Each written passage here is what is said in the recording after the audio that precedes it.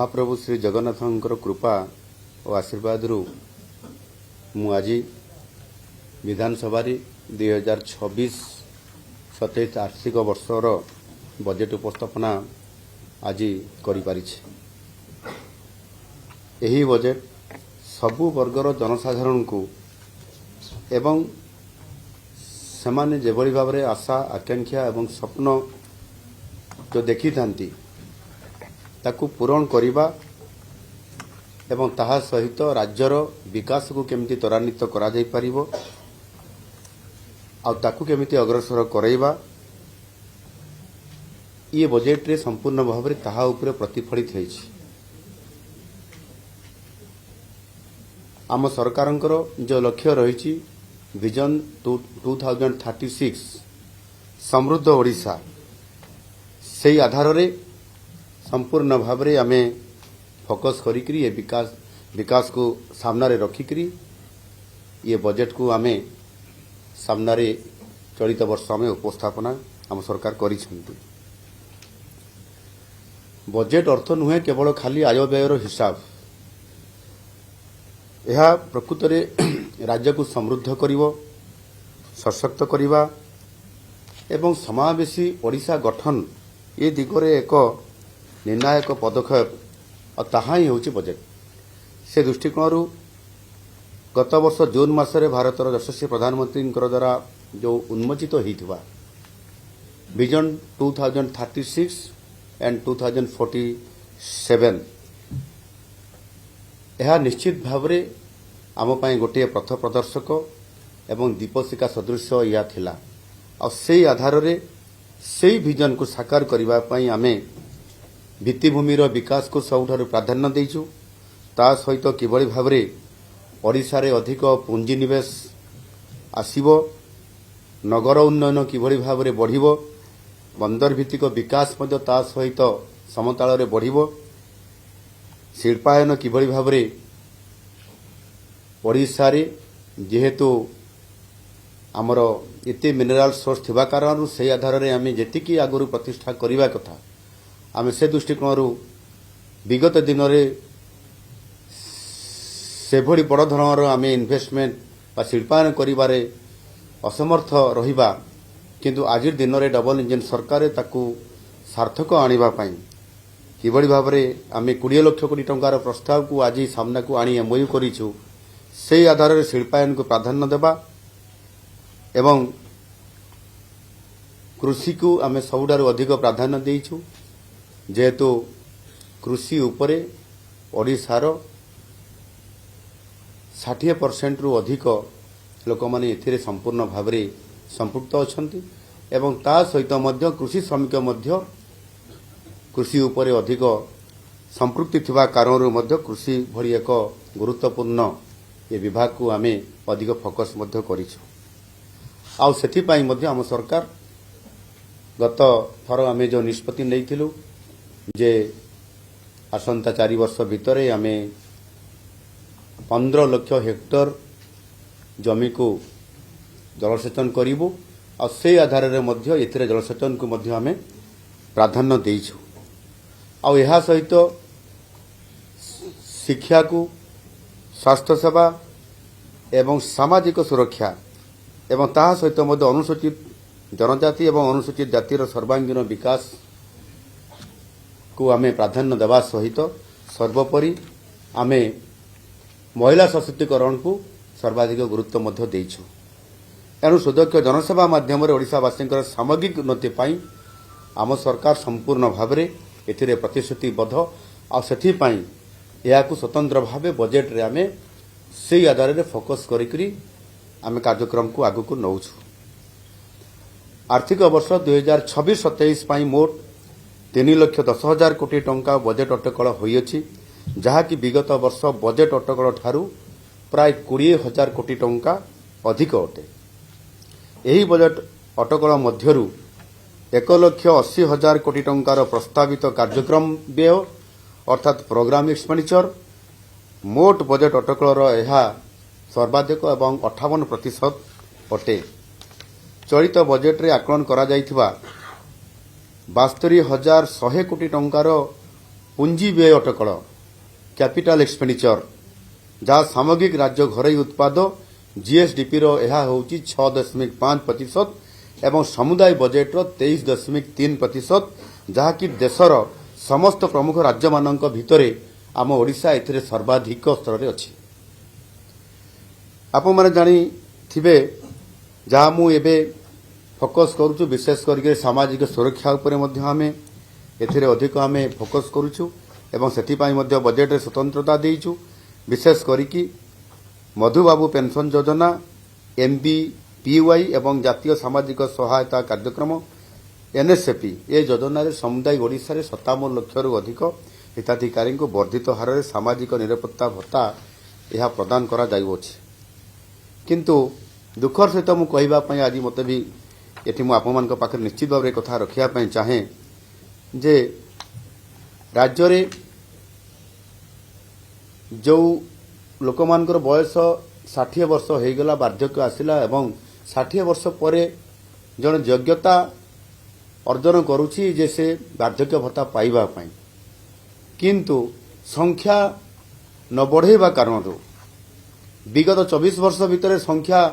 ବଢ଼ାଯାଇନାହିଁ, କେବଳ ମଧୁବାବୁ ପେନସନ ଯୋଜନାକୁ ଆରମ୍ଭ କରାଯାଇଥିଲା। ଏଣୁ ଯେଭଳି ଭାବରେ ଲୋକଙ୍କର ସଂଖ୍ୟା ବଢ଼ୁଛି, 60ରୁ ଅଧିକ ବୟସର ଲୋକ, ତାଙ୍କର ସଂଖ୍ୟା 6 ଲକ୍ଷରୁ ବହୁ ଅଧିକ, 6,82,000 ପାଖାପାଖି, ଏବଂ ସେମାନେ ଅପେକ୍ଷା କରୁଛନ୍ତି ଯେ କେହି ଜଣେ ଯଦି ବୃଦ୍ଧ ଲୋକ ଯଦି ସିଏ ମରିଯିବେ ବା ତାଙ୍କର ଦେହାନ୍ତ ହେବ, ତାପରେ ୱେଟିଂ ଲିଷ୍ଟରେ ଏମାନେ ଅଛନ୍ତି, ତାଙ୍କ ଭିତରୁ କେହି ପାଇବେ। ଏହା ଗୋଟିଏ ଯେଭଳି ଭାବରେ ଗୋଟିଏ ଏଥିରେ ସମ୍ପୂର୍ଣ୍ଣ ଭାବରେ ଅସାମଞ୍ଜସ୍ୟତା ତିଆରି ହେଉଛି, ଆଉ ସେଥିପାଇଁ ରାଜ୍ୟର ବୃଦ୍ଧ ଅସହାୟ ନାଗରିକମାନଙ୍କର ପ୍ରତି ଯେଉଁ ଅନ୍ୟାୟ କରାଯାଉଛି, ସେଥିପାଇଁ ଆମେ ଏ ପ୍ରକାର ଏକ ଗୁରୁତ୍ୱପୂର୍ଣ୍ଣ ପଦକ୍ଷେପ ନେଇଛୁ। ସେଥିରେ ମଧୁବାବୁ ପେନସନ ଯୋଜନା ଅଧୀନରେ ସମସ୍ତ ଯୋଗ୍ୟ ବ୍ୟକ୍ତିଙ୍କୁ ଯିଏ 60 ବର୍ଷ ପୂରଣ କରିବ ଏକ ସାଚୁରେସନ ମୋଡରେ ଅନ୍ତର୍ଭୁକ୍ତ କରିବା, ଇଏ ନୀତିଗତ ନିଷ୍ପତ୍ତି ଆମ ସରକାର ଚଳିତ ବର୍ଷ ବଜେଟ୍ରେ ସ୍ୱତନ୍ତ୍ରତା ଦେଇଛନ୍ତି। ଆମେ ତୁରନ୍ତ ବାଦ ପଡ଼ିଥିବା ଯୋଗ୍ୟ ବ୍ୟକ୍ତିଙ୍କୁ ସମସ୍ତଙ୍କୁ ଏଥିରେ ଆମେ ସାମିଲ କରିବୁ, କେହି ଆଉ ରହିବେ ନାହିଁ। ଇଏ ସାଚୁରେସନ ମୋଡରେ ଆମ ସରକାର କରିବେ। ଆମ ସରକାର ମହିଳାମାନଙ୍କର ମର୍ଯ୍ୟାଦା ଓ ସଶକ୍ତିକରଣ ଏବଂ ଶିଶୁ କଲ୍ୟାଣ ପାଇଁ ମଧ୍ୟ ପ୍ରତିଶ୍ରୁତିବଦ୍ଧ। ଚଳିତ ବର୍ଷ ବଜେଟ୍ରେ ଆମେ ମହିଳା ଓ ଶିଶୁ ବିକାଶ କ୍ଷେତ୍ରରେ 16,152 କୋଟି ଟଙ୍କା ଏବଂ ମିଶନ ଶକ୍ତି କ୍ଷେତ୍ରରେ 2,804 କୋଟି ଟଙ୍କା ଦିଆଯିବା ସହିତ ଆହୁରି ଅନେକ ପରିବର୍ତ୍ତନକାରୀ ପଦକ୍ଷେପ ମାଧ୍ୟମରେ ଆମେ ଦୃଢ଼ ସଂକଳ୍ପ ପ୍ରତିଫଳିତ ହୋଇଛି। ମହିଳା ସଶକ୍ତିକରଣ ଅଧୀନରେ ଆମ ସରକାରଙ୍କର ଏକ ଲକ୍ଷ୍ୟ ହେଉଛି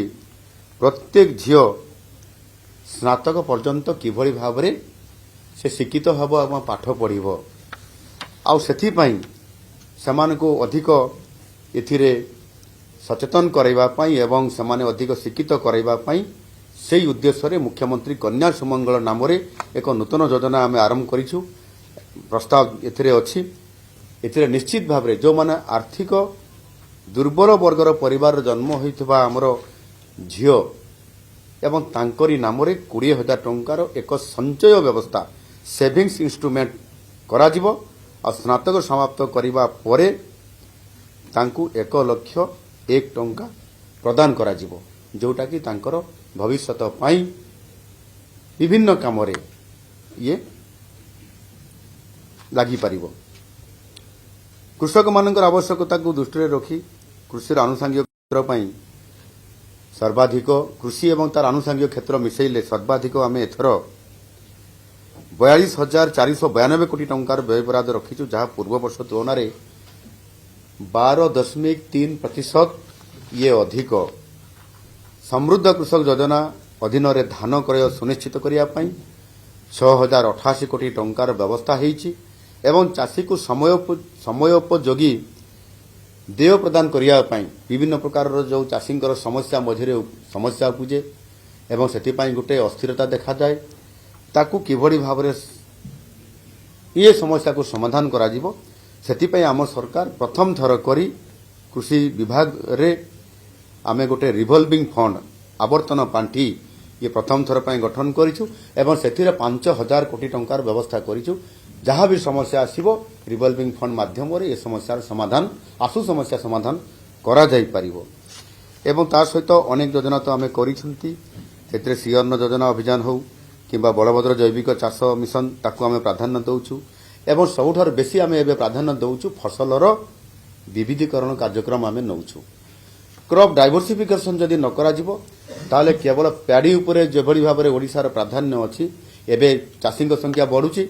ଯେହେତୁ ଇନପୁଟ୍ ଆସିଷ୍ଟାଣ୍ଟ ଆମର ସେମାନଙ୍କୁ ଦିଆଯାଉଛି ବା ଧାନର ସର୍ବନିମ୍ନ ସହାୟକ ମୂଲ୍ୟ ଆମେ 3100 ଟଙ୍କା ଦେଲୁ। ସେହି କାରଣରୁ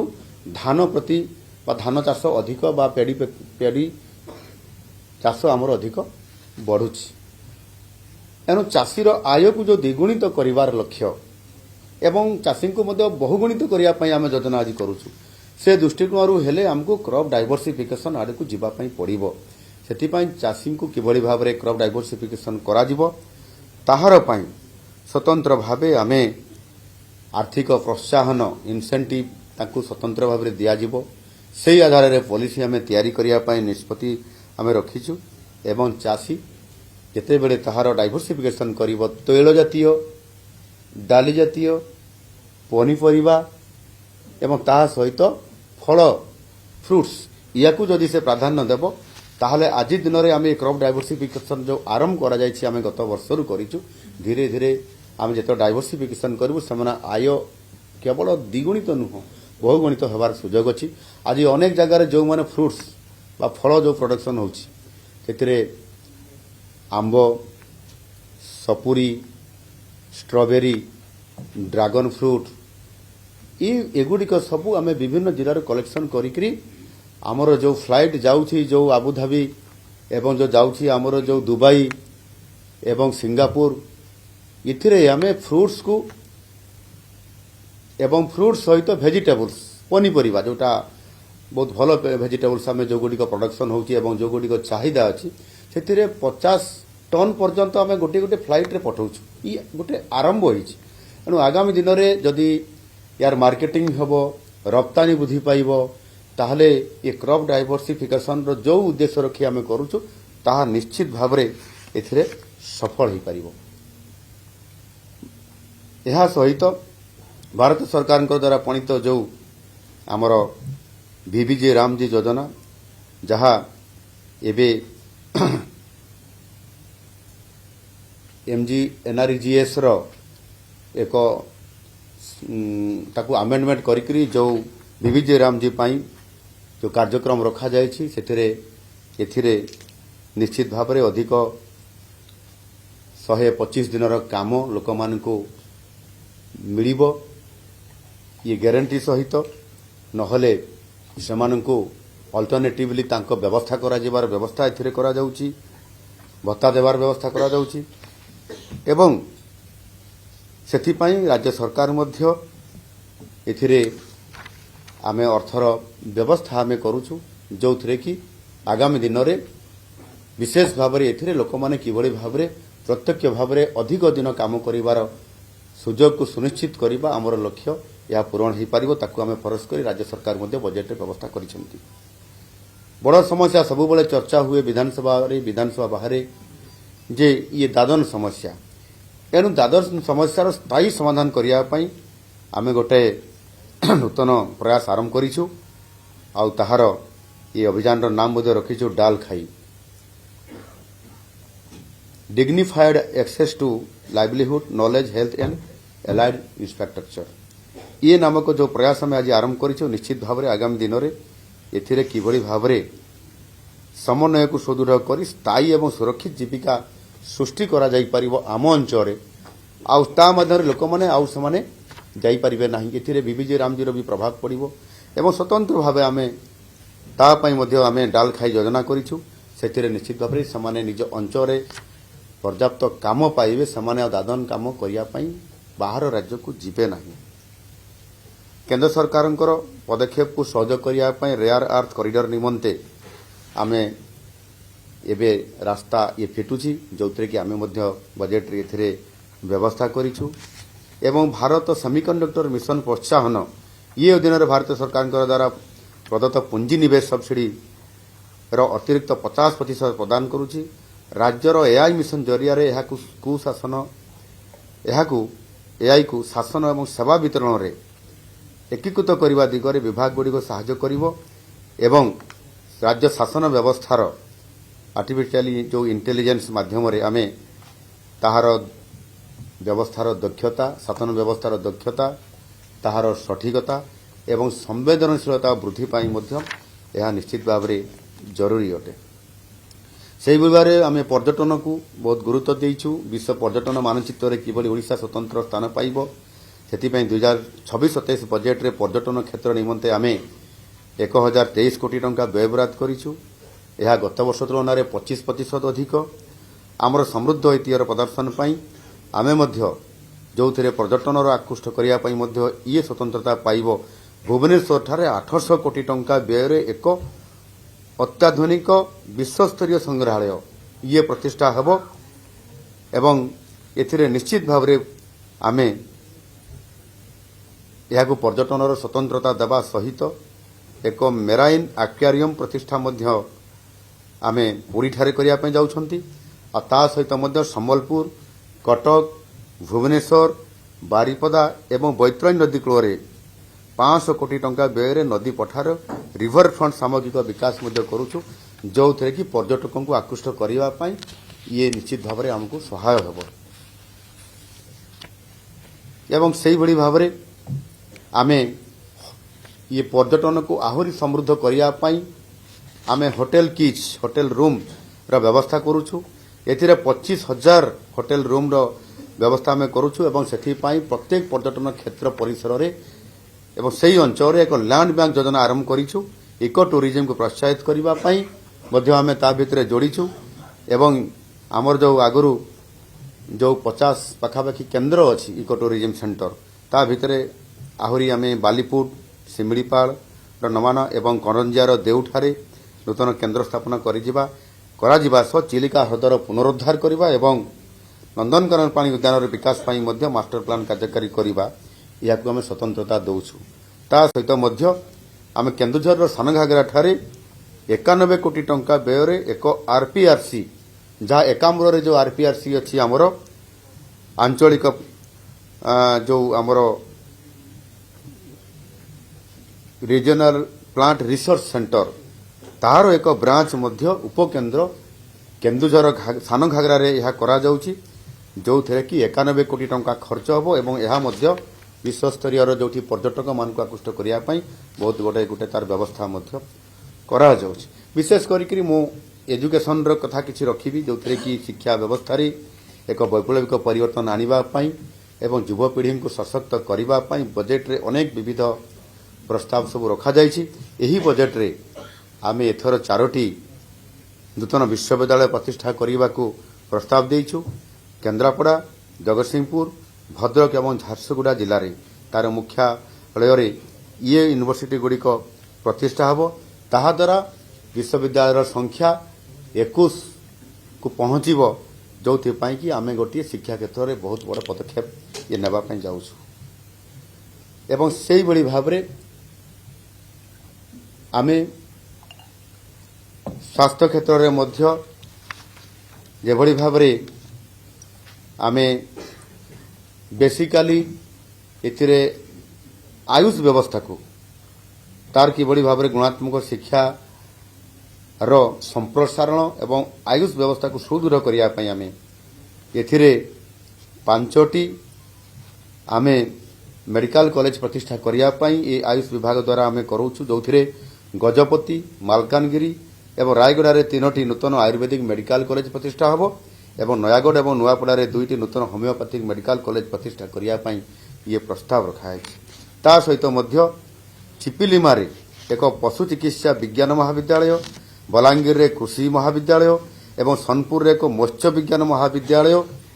ये प्रतिष्ठा करने द्वारा निश्चित भाव में गोटे एजुकेशन सिस्टम रो व्यापक भाव में आमे ताकू परिवर्तन करने एवं शिक्षा क्षेत्र में ओडिशा किभली भाव में आगू बढ़िबो सेतिपाई मोदे स्वतंत्र आमे फोकस करिछु एनु निश्चित भाव में आमे एथिरे या सहित मध्य आरी अनेक योजना आमे कार्यक्रम रखिछु एवं निश्चित भाव में जेते बेले आगामी दिन में डिपार्टमेंट मान प्रत्येक विभाग अनुଯାयी बा डिपार्टमेंटाली जेते डिमांड डिस्कशन हम से क्षेत्र में अनेक विषय को चर्चा को आसीबो एवं निश्चित भाव में आम धीरे धीरे ये संपूर्ण भाव में सामना को आणबू एवं गोटे कथा हूँ समृद्ध ओडिशा तथा विकसित ओडिशा एवं 2047 विकसित भारत ये समृद्ध ओडिशा को आधार करी आमर जो विजन अच्छी 2036 आउ 10 वर्ष समय जिते बेले ओडिशा प्रदेश गठनर 100 वर्ष पूरण करिवो आउ 100 वर्ष पूरण होला परे आमे 100 वार्षिकी पालन करिबा से समय को आधार करी यार भित्तिभूमि को आमे बहुत गुरुत्व देइछु एथिरे आमर राज्यर जीडीपी केमती अधिक बढ़िबो एवं सही अनुसार आर्थिक दृष्टिकोण आमे किभଳି भाबरे आज दिन रे ओडिशा आमे सरप्लस बजेट रे अछु एनु निश्चित भाबरे या को आधार करी आमे इंफ्रास्ट्रक्चर को जो प्राधान्य देबा एवं सेथिरे भारत वर्ष रे सबुठारु अधिक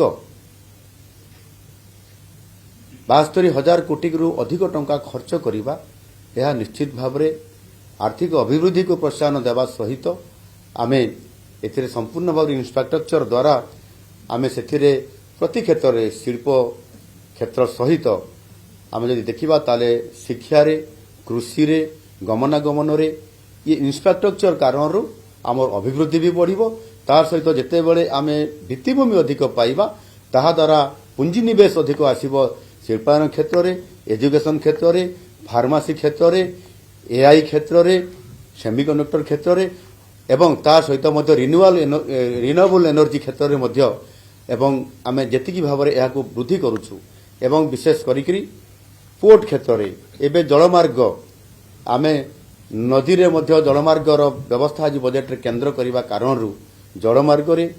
आकाश मार्ग रे एवं पोर्ट माध्यम रे एवं रेल रे तो सर्वाधिक आमे एथिरे अर्थ पाइछु यार निश्चित भाव में ये समस्त कथा को देखिले डबल इंजिन सरकार एथिरे डबल फायदा ओडिशा को मिलिबो आउ मिलुची मध्य से आधार रे आमर बजेट आगामी दिन रे जेते बेले यह संपूर्ण भाव में इम्प्लीमेंट हेबो ये लोकंक पाखरे प्रतिफलित हेबो एवं समृद्ध ओडिशा जो आधार रे आमे जाउछु ता निश्चित भाव में सफल हेबो जणे कोन जणे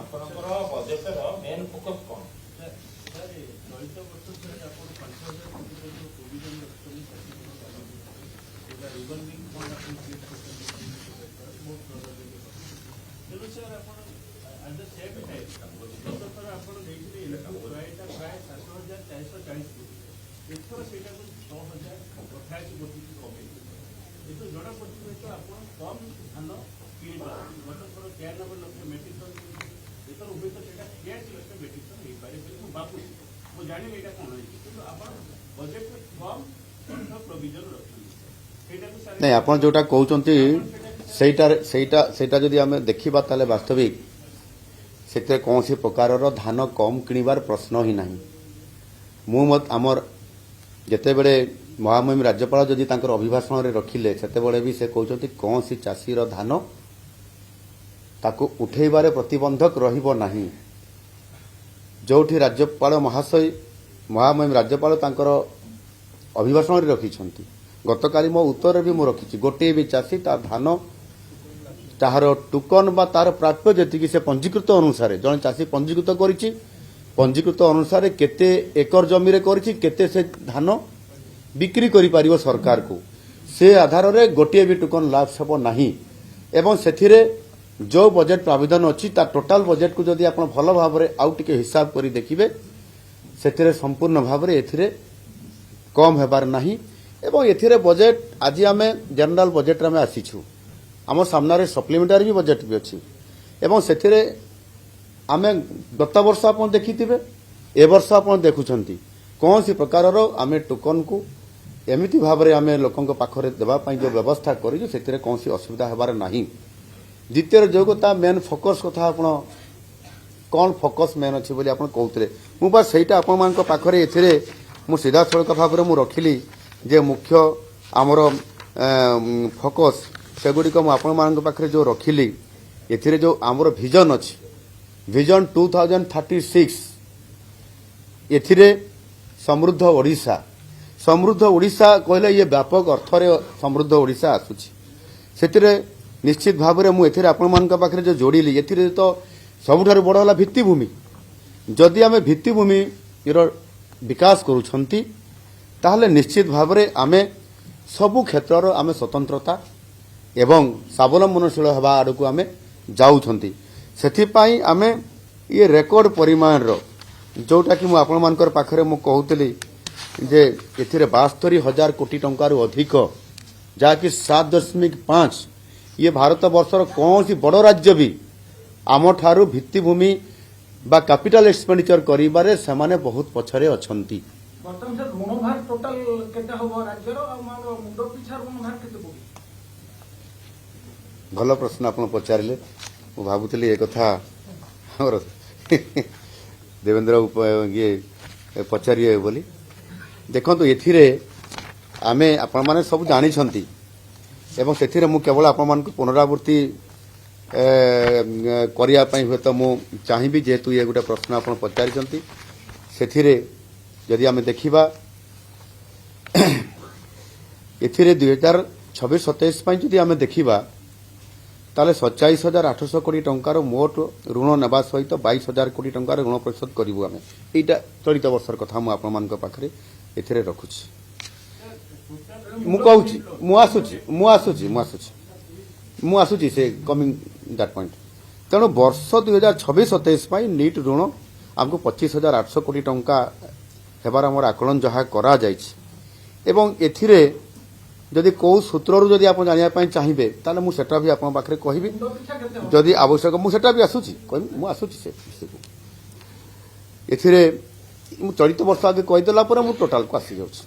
व्यस्त बा दरकार नै खोला बजार ऋण ये जो ऋण जी आम करूँ से खोला बजार ऋण करूँ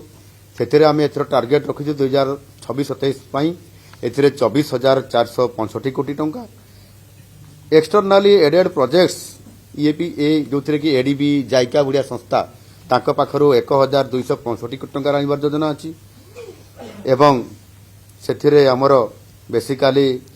शासकीय आमको गोटे ऋण विहीन अर्थ केंद्र सरकार भी दियंती नाबार्ड एवं एससीडीएफ एथिरे 8,070 कोटी टंका एवं अन्यान्य भितरे जोटा आसुछि राज्य भितरे जोटा थिबा एवं सरकार पाखरे ही जोटा रुहे बजेट बाहर कांपा एवं अंबाड़सी से आम 5,000 कोटी टंका ए वर्ष आम नौछु ये समुदाय को मिसेले 27,800 कोटी टंका आम या नेबू आ से जदि ऋण परिशोधर कथा आपण मैंने पचारे ताहले केंद्र सरकार ऋण या भितर आम एथिरे 5,200 कोटी टंका आम यहाँ देवु एवं अंबाड़सी कंपा फंड बाबद आम एथिरे आमर समुदाय 14,799 कोटी जो कि आगुरी किसी अर्थ नहीं खोला बजार ऋण में 2,001 कोटी टंका मोट ऋण परिशोध आम 22,000 कोटी टंका करूँ बाकी नीट ऋण आमर 25,800 रु निश्चित भाव में आम 27,000 जगार 25,000 कोटी टंका ऋण आमर रा भितर पुणी आम जो आधार में आम सरकार ये धार्य अच्छी से अनुसार आम ताकू आम करुछु एबे आपण जो कहले सारी दिए ना टिके मु टिके खाली सारी दिए टिके रह आपण जो कथा कहले जे वर्तमान ऋण भार केते मुंड पिछा ऋण केते ना टोटाल ऋण केते मुंड पिछा भी केते ए कथा आपण एथिरे प्रश्न आपनकर ता भितरे अछि ओडिशार महालेखागार प्राप्त हिसाब अनुसार 2024-25 आर्थिक वर्ष शेष सुधा ये आरंभरू आम सरकार ये 2 वर्ष पूरण है नहीं ता मध्यरे यदि ये समस्त को मिसेबा ताहले एथिरे 1,20,710 कोटी टंका रही एवं मुंड पिछा ऋण 25,668 कोटी टंका अटे ये कथा आप जानी एवं ता भितर मु स्पष्ट करने देवाई चाहे ये जदि आम समुदाय सब आड़ को डिटेल भी आप चाहिए ताहले मु आपको दे पारि भारत सरकार 28,703 कोटी टंका एनएसएसएफ रु 3,877 कोटी टंका बैंक 34,000 ऊर्ध नाबार्ड सिडबी 21,254 कोटी टंका जीपीएफ रु 22,535 कोटी टंका अंबाड़सी कांपा रु 9,950 कोटी टंका जहाँ मुझे कहती चलित आर्थिक वर्ष 2026 जनवरी शेष सुधा बाकी खोला बजार रु आम आ 11,000 कोटी टंका ये संग्रह भितर रखा जाए 2026 ଜାନୁଆରୀ ଶେଷ ସୁଦ୍ଧା ସମୁଦାୟ ଋଣର ପରିମାଣ ରାଜ୍ୟ ସକଳ ଘରୋଇ ଉତ୍ପାଦନର ଇଏ 12.93% ଅଟେ, ଯାହାକି FRBM ନିର୍ଦ୍ଧାରିତ 25% ମଧ୍ୟରେ ମଧ୍ୟ ଇଏ ସୀମିତ ଥିବା କାରଣରୁ ଏଥିରେ ଆପଣଙ୍କର ସମ୍ପୂର୍ଣ୍ଣ ଭାବରେ ଏଥିରେ ମୁଁ ଯେଉଁ କଥା କହିଲି ସେଥିରେ ନିୟମ ଭିତରେ ଆମେ ଅଛନ୍ତି। ଋଣ ଆଗରୁ ହେଇ ଆସିଛି ଏବଂ ଋଣର ଆବଶ୍ୟକତା ଅଛି। ଏବେ ବି ଆମକୁ କେନ୍ଦ୍ର ସରକାର ଏବେ ବି ଆମକୁ ପରାମର୍ଶ ଦେଇଛନ୍ତି, ଆପଣ ଏତେ କମ୍ ଋଣ କାହିଁକି ନେଉଛନ୍ତି, ଆପଣ FRBM ଆକ୍ଟ ଅନୁସାରେ ଆହୁରି ବି ତାଠାରୁ ଅଧିକ ଋଣ ନେଇପାରିବେ ଏବଂ ଅଧିକ ଇନଭେଷ୍ଟମେଣ୍ଟ କରିପାରିବେ, ଅଧିକ ପୁଞ୍ଜିନିବେଶ କରିପାରିଲେ ଆପଣଙ୍କର ଷ୍ଟେଟ୍ GDPର ମଧ୍ୟ ଅଧିକ ଅଭିବୃଦ୍ଧି ଘଟିପାରିବ। ଏ କଥା ବି ପରାମର୍ଶ ଦେଉଥିବା କାରଣରୁ ମଧ୍ୟ ନିଶ୍ଚିତ ଭାବରେ ସେଥିରେ କୌଣସି ପ୍ରକାରର ଅସୁବିଧା ନାହିଁ। Sir, let me include my question, sir. Sir, let me include my question, please. Government गोटे क्लेम करछि जे बजेट रो साइज बढी बढी किंतु अन्य पटे एलिगेशन होछि जे लो कैपिटल जनवरी सुधा सर केते एक्सपेंडिचर हेछि तार गोटे तथ्य नहीं देखंतु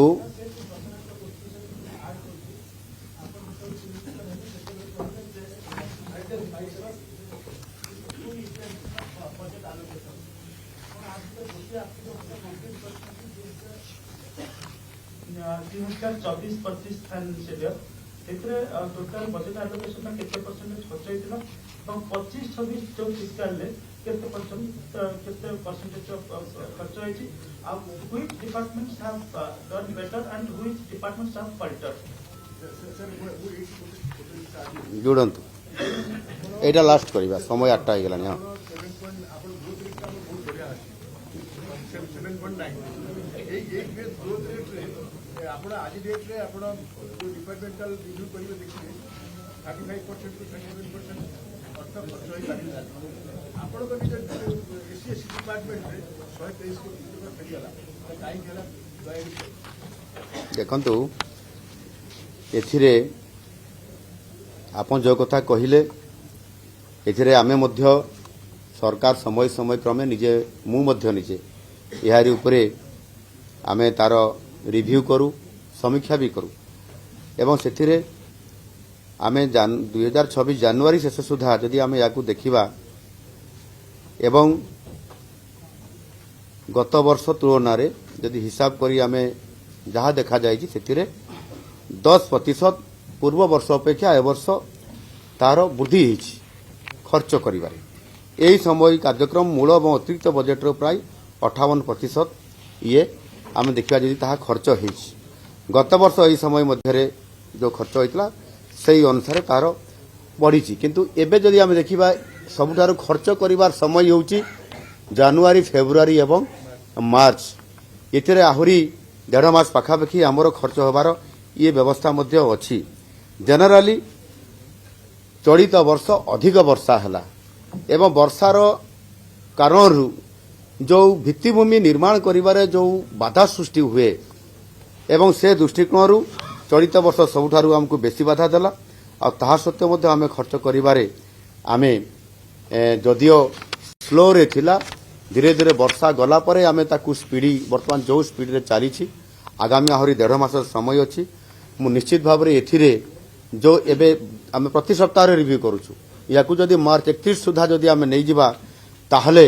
निश्चित भाव में 90% रु अधिक खर्च होबो बोली मु दृढ़ आशावादी अछि एवं यह निश्चित भाव में संभव हो पारिबो एवं सेथि पई आमर जो मानव संबल मैन पावर जोटा आमे कहउतिले गत 24 वर्ष को आम सरकार पूर्व जो 24 वर्ष सरकार थिला सेथिरे प्रत्येक विभाग जो गुडिक बेसिकली इंफ्रास्ट्रक्चर भित्तिक एवं जो मैन पावर बहुत दरकार इंजीनियर दरकार ऑफिसर दरकार ये सब क्षेत्र में आद्य ताकू नुआ भाव में पोस्टिंग न दिया जाउथबा कारणरू सेतरे बड़ बाधा सृष्टि होतला एवं आम सरकार आसला पर भी तार आमे प्रतिकूल परिस्थिति भीतर सम्मुखीन होउछु किंतु आमे गत एई 1.5 वर्ष भितरे जो आमे 40,000 नुआ जो आमे मैन पावर देवा कारणरू ये धीरे धीरे एबे इंजीनियर क्षेत्र रे एवं प्रशासनिक अधिकारी क्षेत्र जो अधिक नियुक्ति देवा फल ये धीरे धीरे ये मैन पावर जतेबेले आसीबो आपनकर खर्च करिवार शक्ति हमको अधिक आसीबो एवं से शक्ति एबे आमे पाउछु एणु मु आशा करी जदिओ ए वर्ष वर्षा पाग बहुत लंबा समय रहिबा कारणरू आमे गोटे प्रतिकूल परिवेश आमे फेस करिथिलु तापरे भी आमे मैन पावर जोड़ी करी आमे जो आगो को जाउछु मु आशा करी आगामी जो 1.5 मास भीतर आमे 90% आमे से भीतर आमे निश्चित भाव कवर करि पारिबु एवं आम लक्ष्य पथर आमे हासिल करि पारिबु जदि आमे न करि पारुथुलु ताहले आमर जो जीडीपी कथा कहबा बा ग्रोथ रेट कथा कहउचंती ये बढ़ुची केमती ये तो आज आमे कहूनु ये तो आप नीति आयोग आसिकरी एबे हमकु एठी सर्टिफिकेट देकरी गले एवं सही अनुसार आज सारा भारत वर्षर आम राज्यर जीडीपी एवं आमे जो स्तर रे आज गोटे आमर